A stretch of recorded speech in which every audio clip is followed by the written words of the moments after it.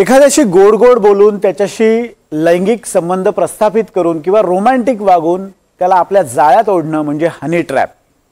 एखादी विशिष्ट माहिती काढण्यासाठी किंवा हेरगिरी करण्यासाठी अशा हनी ट्रॅपचा वापर केला जातो। राज्यातले अनेक बडे अधिकारी आणि पोलीस अधिकारी सध्या एका मोठ्या हनी ट्रॅपमध्ये अडकल्याचा दावा केला जातो आणि हा दावा करताना काँग्रेसचे नेते नाना पटोले यांनी आज विधानसभेमध्ये एक पेन ड्राइव्ह दाखवला। नेमका हा काय प्रकार आहे आपण पाहूयात या स्पेशल रिपोर्टमध्ये।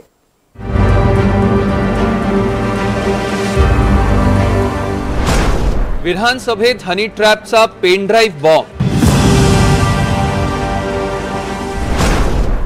पटोलेंनी दाखवलेल्या पेन ड्राइव्ह मध्ये काय? राज्यातले 72 वरिष्ठ सरकारी अधिकारी हनी ट्रॅपच्या जाळ्यात। राज्यात गरमागरम चर्चा आहे ती हनी ट्रॅपची। राज्यातले 1-2 नव्हे तर तब्बल 72 वरिष्ठ सरकारी अधिकारी या हनी ट्रॅपच्या जाळ्यात अडकले। मंत्रालय, मुंबई, ठाणे आणि नाशिक मधले अधिकारी या हनी ट्रॅप मध्ये फसले आहेत। या प्रकरणाला सुरुवात झाली ती ठाणे आणि नाशिक मध्ये महिलांनी पोलीस ठाण्यात केलेल्या तक्रारीनंतर।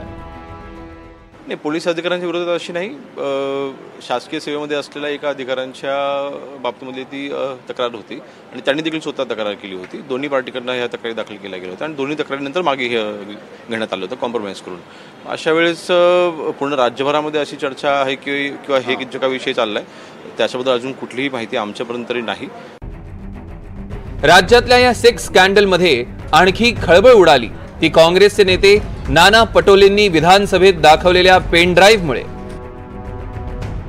मंत्रालय, नाशिक आणि ठाणे हे हनी ट्रॅपचं केंद्र बनलेले अध्यक्ष महाराज आणि राज्याचे महत्त्वाचे कागद, गोपनीय कागद या एंटी सोशल मुवमेंटच्या हातात चाललेले आहेत। मला कोणाचं चरित्र करा, माझ्याजवळ अध्यक्ष महाराज माझ्याजवळ पेन ड्राइव्ह पण आहे, मला ते दाखवायचं नाहीये, तो विषय नाही अध्यक्ष महाराज, मला कोणाचं चरित्रहरण करायचं नाहीये।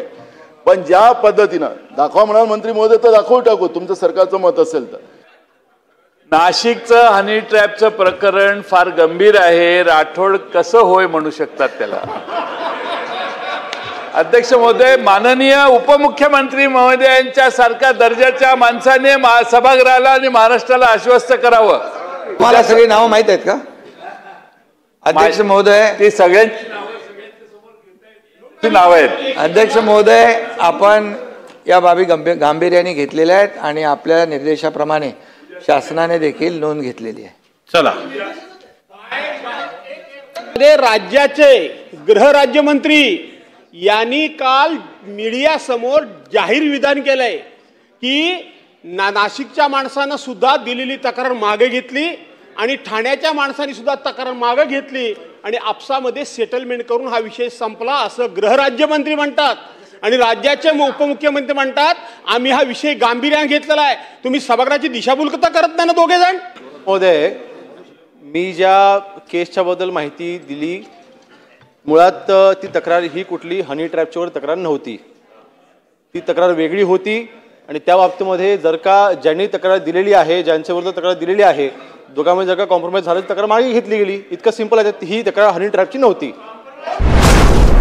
या हनी ट्रॅपचं जाळं मुंबई, ठाणे, पुणे आणि नाशिक मध्ये पसरलं होतं। हनी ट्रॅप मध्ये कोण कोण सापडलं तर या जाळ्यात अडकले राज्यातले एकूण 72 अधिकारी, राज्यातले 7 क्लास 1 प्रशासकीय अधिकारी, सनदी अधिकारी आणि आजी माजी मंत्री, राज्यातले 3 DCP अर्थात पोलीस उपायुक्त, काही महसूल अधिकारी, पोलीस निरीक्षक, सहाय्यक पोलीस आयुक्त।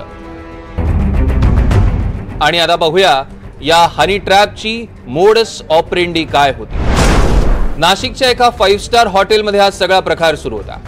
हनी ट्रॅप मध्ये फसवणाऱ्या या महिलेला 2016 मध्ये पोलिसांनी पकडलं होतं।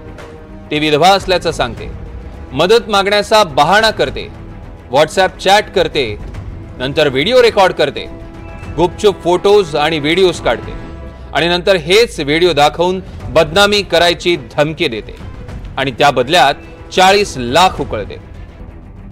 या हनी ट्रॅपचा मास्टरमाइंड नाशिकचा असल्याची चर्चा रंगते। या हनी ट्रॅपचा मास्टरमाइंड नाशिकचा आहे आणि तो उत्तर महाराष्ट्रातीलच एका मंत्र्यांचा निकटवर्ती असल्याचं बोललं जात आहे। नाशिकच्या मुंबई नाका परिसरातील एका आलिशान हॉटेलमध्ये हे अधिकारी गेले होते आणि तिथेच हनी ट्रॅपच्या जाळ्यात ते अडकले। या संपूर्ण घटनेचे काही आक्षेपार्ह फोटो आणि व्हिडिओ देखील समोर आले आहेत। दरम्यान अनेक प्रकरणांमध्ये तक्रारी दिल्यानंतर सेटलमेंट झाली आणि ते मिटवण्यात आल्याचीही खुमासदार चर्चा राजकीय वर्तुळात रंगली आहे। हनी ट्रॅपमध्ये अडकवणारेही बरेच आहेत आणि अडकणारेही बरेच आहेत आणि ते सगळं पेनड्राईव्ह मध्ये कैद झालंय। असे आपले पेनड्राईव्ह बाहेर येऊ नये तशी इच्छा असेल तर नेते, मंत्री आणि अधिकाऱ्यांना पुढे धोका आहे हे लक्षात ठेवावं लागणार आहे। प्रांजल कुलकर्णीसह bureau report, NDTV Marathi, Mumbai.